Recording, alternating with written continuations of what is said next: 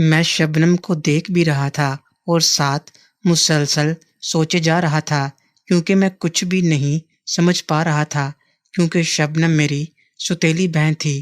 بہرحال جو بھی ہو، اب اگر وہ اتنے مان اور میرے بھروسے کے سہارے جب چلی آئی ہے تو خالی ہاتھ تو واپس مجھ سے بھی لوٹایا نہیں جاتا۔ اس کے ساتھ ہی میرے ذہن میں خیال آیا کہ اب میں اپنی سوتیلی بہن شبنم کو پیار کروں گا۔ یہ سوچتے ہی میں پھر سے تیار ہونے لگا۔ کمرے میں ٹیوب لائٹ کی ہلکی سفید روشنی تھی، لیکن ہلکی سفید روشنی کے باوجود گرین سبز رنگ کے کپڑوں میں ملبوس شبنم کمرے کو چار چاند لگا رہی تھی۔ میرا دل میرے دماغ کے کنٹرول سے باہر ہونے لگا تھا۔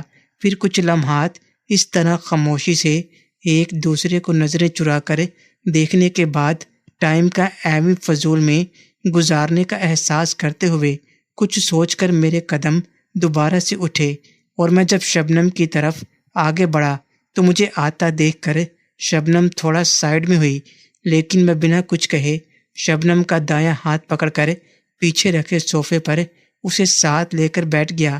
پہلے تو شبنم نے مجھے حیران کن نظروں سے دیکھا، پھر آرام سے صوفے پر پیچھے ہو کر بیٹھ گئی اور پھر دونوں پیروں کو بہت نفاست سے ایک دوسرے کے ساتھ ملایا اور اپنے دوپٹے کو پکڑ کر ٹھیک کرنے لگی۔ اس کے بعد اپنی گود میں دونوں ہاتھ رکھ کر مجھے ایک نظر دیکھ کر پھر اپنے دوپٹے کے پلو کو ہاتھوں کی انگلیوں کے ارد گرد لپیٹتے ہوئے انہیں دیکھنے لگی، اور میں ساتھ صوفے پر بیٹھا شبنم کی حرکت کو حیرانگی سے دیکھ رہا تھا۔ آخر کار کمرے میں چھائے ہوئے سکوت میں میری کی گئی سرگوشی تلاطم برپا کرنے لگی۔ شبنم، تم اس طرح سے اچانک میرے کمرے میں کیسے؟ گلنار کو تم اٹھا کر نیچے لے جا رہے تھے تو مجھے معلوم کرنا تھا کہ اس کو کیا ہوا۔ شبنم کچھ عجیب سے انداز سے مسکراتی ہوئی بولی، وہ مجھے اٹھانے آئی تھی تو گر پڑی۔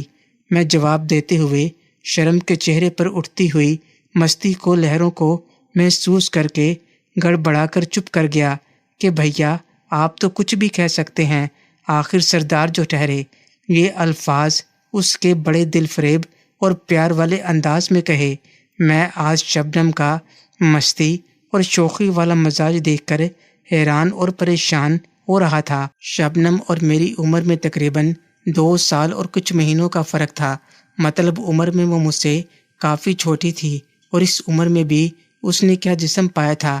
تبھی تو میں بھی شبنم کو دیکھ کر اکثر آہیں بھرتا تھا۔ شبنم بھی اپنی ماں کی طرح حسن و شباب کا فرینہ تھی۔ مکمل طور پر اس کے گورے گالوں پر انڈین ایکٹریس پریتی زنتا کی طرح ڈمبل پڑے تھے، اور دونوں ہونٹوں پر آمنے سامنے حسین ٹھوڑی کے اوپر درمیان میں 2 قاتل جان بیوٹی سپوٹ یعنی تل تھے، جو چہرے کی خوبصورتی کی نکھار میں مزید اضافہ کرتے تھے۔ بڑی بڑی بادامی آنکھیں اور پلکیں قدرتی طور پر گہری تھیں۔ لمبا بناوٹی ناک ایک سونے کی ہیرے سے مزین نتھلی ناک کو مزید خوبصورت بنا رہی تھی۔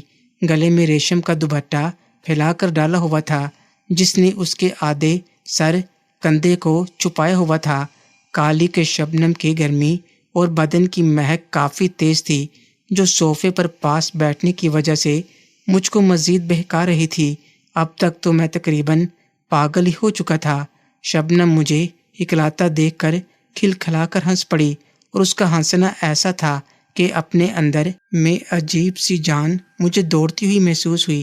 کیا ہی کافرانہ مستی بھرا انداز تھا شبنم کے ہنسنے کا۔ پھر اچانک ہی میں نے پوچھ لیا، ویسے شبنم تم میرے پاس کس لیے آئی ہو؟ پہلے تو کبھی بھی اس طرح سے نہیں آئی ہو۔ شبنم میرا سوال سن کر چونک گئی اور پھر میرے چہرے کی طرف دیکھنے لگی۔ او شٹ، میں نے یہ کیا کر دیا؟ جب ساری بات سمجھ چکا تھا تو ایسے لازمی پوچھنا تھا کیا؟ اب کیا ہو سکتا تھا؟ پوچھ تو بیٹھا تھا میں، اور ساتھ پریشان بھی ہو گیا کہ کہیں اٹھ کر بھاگ ہی نہ جائے اور ہاتھ آیا موقع گوا دوں۔ شبنم میری طرف ہی دیکھ رہی تھی اور شاید میری پریشانی سمجھ بھی گئی، اور مجھے نارمل کرنے کے لیے بولی، کچھ نہیں، بس ویسے ہی آئی تھی، اگر آپ کو برا لگا ہے تو میں واپس چلی جاتی ہوں۔ نہیں نہیں، میں نے کب کہا آپ واپس چلی جائیں؟ یہ تو میری خوشی ہے جو تم میرے پاس چلی آئی ہو، وہ بھی اکیلے میں۔ یہ کہتے ہوئے میں صوفے پر کھسکتے ہوئے شبنم کی طرف بڑھنے لگا۔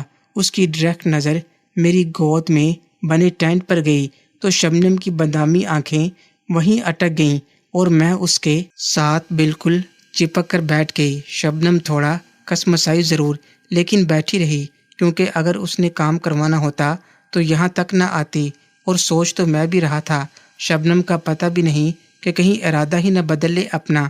اب مجھے سمجھ نہیں آ رہا تھا کہ کیسے شروع کروں۔ شبنم سوتیلی بہن ہے میری، لیکن میرا اپنے مکمل جوش میں تھا، میرے ڈر کو بھی مات دے رہا تھا۔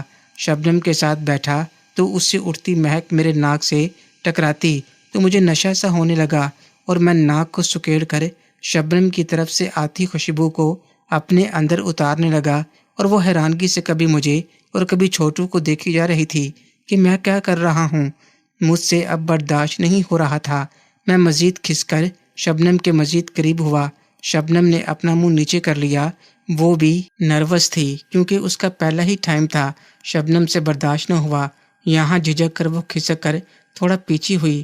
اس کو پیچھا ہوتا دیکھ کر میں نے شبنم کا بازو پکڑ کر اپنی طرف کھینچا، لیکن وہ بس وہیں تھم کر اپنا منہ نیچے کیے اپنے ہاتھوں کی طرف دیکھتی۔ میں نے اپنی گردن کو تھوڑا سا نیچے کی طرف کر کے اس کے چہرے کو دیکھنے کی کوشش کی تو ایک دم مجھے شبنم پر اتنا شدید قسم کا پیار آیا کہ کیا بتاؤں، کیونکہ شبنم کے چہرے پر معصومیت اور پریشانی کے ملے جلے تاثرات تھے۔ میں اس کے ڈمپل پر پاری دی اور بچے ہٹ گیا، لیکن جب اس کو فیل ہوا کہ میں پیچھے ہو گیا ہوں تو اس نے ہلکی سی آنکھیں کھول کر میری آنکھوں میں دیکھا۔ مجھے اس کی آنکھوں میں ایک عجیب سا شکوہ نظر آیا، جیسے کہنا چاہ رہی ہو بھیا اس سے آگے بڑھو اور آگے آج ساری حدیں کراس کر جاؤ۔ میں شبنم کی آنکھوں میں دیکھتا ہوا سمجھنا چاہ رہا تھا کہ یہ کیا کہنا چاہتی ہے، لیکن سمجھ نہیں پا رہا تھا۔ آنکھوں ہی آنکھوں میں تکرار زیادہ ہوئی تو شبنم نے آگے بڑھنے کا اشارہ دیا، مطلب اپنی آنکھیں پھر سے بند کر دیں اور اپنی تھوڑی کو نکال کر آگے کیا، جس کا مطلب میں سمجھ گیا کہ بہن اب ہونٹوں کی تکرار چاہتی ہے۔ بے بس پھر کیا تھا، موقع دستور تھا، اجازت بھی مل گئی تھی۔ میں نے آگے بڑھ کر اسے پیار کرنا شروع کر دیا۔ پھر اچانک سے کمرے کا دروازہ دھڑ دھڑ دھڑ دھڑ بجنے لگا۔ ہم دونوں کی تو روح فنا ہو گئی۔ جلدی سے جیسے تیسے کپڑے پہنے اور شبنم کو باتھ روم میں دھکیل کر فوراً دروازہ کھول دیا۔ دیکھا تو سامنے چھوٹی ماں کھڑی تھیں اور چہرے پر پریشانی کے آثار تھے، جو مجھے جم کے لیے جگانے آئی تھیں۔ میں واش روم میں جا کر فریش ہوا اور جم چلا گیا۔ صبح ناشتے میں سب لوگ تھے، شہزادی اور گلشری بھی ٹیبل پر موجود تھیں۔ اب وہ نارمل ڈریس میں تھیں اور بہت ہی پیاری اور معصوم لگ رہی تھیں۔ میری نظریں چھوٹی مار پر تھیں اور نور اور روپ مجھے پیاسی نظروں سے دیکھ رہی تھیں۔ اتنے میں چچی چچا اور میری کزنس آئیں، کیونکہ رات کو مجھ پر حملہ ہوا تھا۔ وہ سب شہر گئے ہوئے تھے گھومنے، تو ابھی وہاں سے سیدھا واپس آئے اور میری خیریت دریافت کی۔ میں بولا مجھے کیا ہونا، پھر ان کو سب تفصیل سے بتا دیا۔ ابھی ہم بات کر رہے تھے کہ ابو بھی باہر آ گئے، آتے مجھے زور سے گلے لگا لیا۔ محترم ناظرین اور سامعین، اس کہانی کا بقیہ حصہ اگلی آنے والی ویڈیوز میں پیش کیا جائے گا۔ اگر آپ کو یہ کہانی اچھی لگے، ویڈیو کو لائک اور ہمارے چینل کو سبسکرائب ضرور کریں۔ شکریہ۔